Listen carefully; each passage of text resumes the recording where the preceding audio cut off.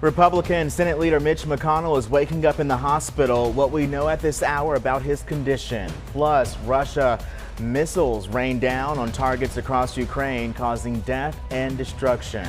Also breaking overnight, firefighters on the scene of a house fire right now in Clemens. He's alive, and that's the most important thing.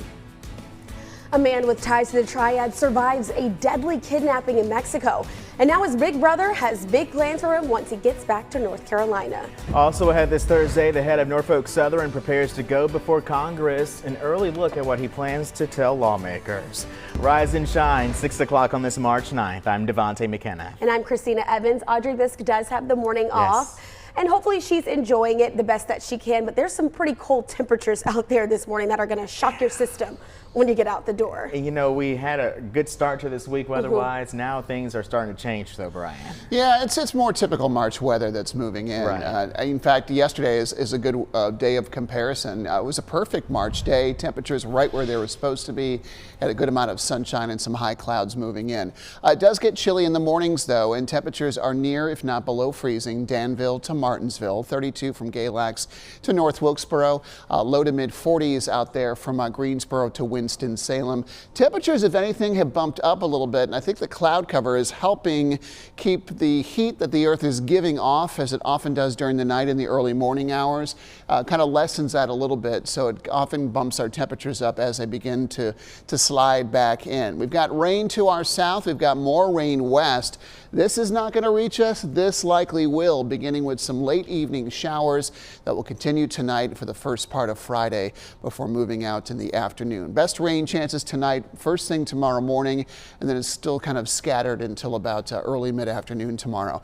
Today, though, good sunny day for the most part with occasional clouds, and at times those clouds could be a little bit heavier. West-southwest winds on the light side today. We've had a lot of breezy days of late, and after a chilly start, and certainly jacket-worthy weather first thing in the morning. Rounds of rain tonight. For the weekend, we'll watch for possibilities of wintry weather for our western counties primarily, but it's going to depend on the timing of things. We'll talk much more about that with your full forecast coming up soon.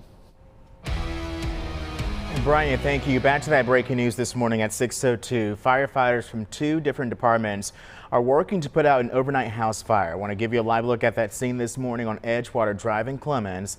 A 911 call came in just about this. After 4 o'clock this morning, crews from the Louisville and Clemens fire departments responded to this scene.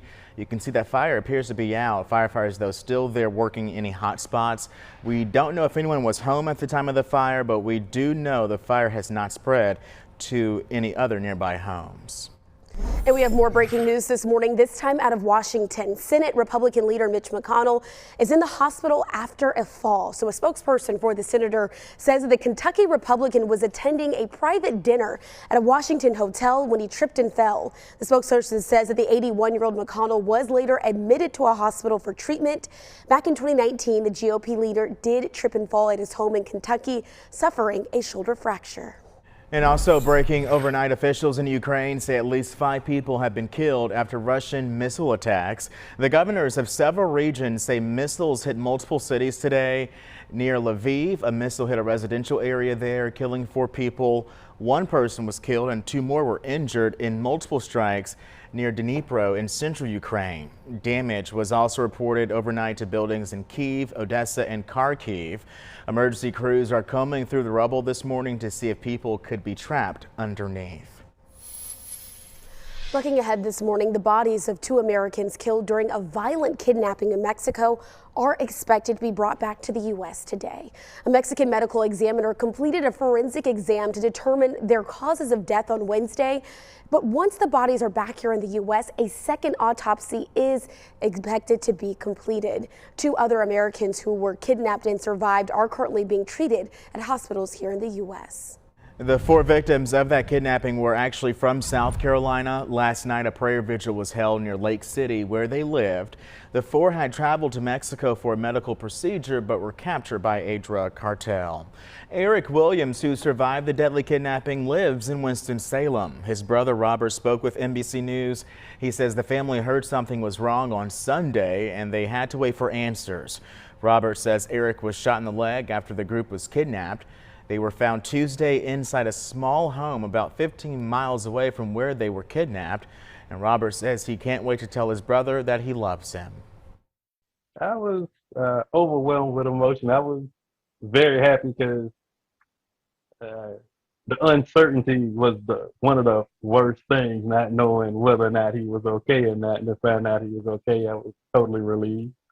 We've also learned there was a fifth person on that trip. However, that person stayed behind and did not cross the border because they did not have any proper identification.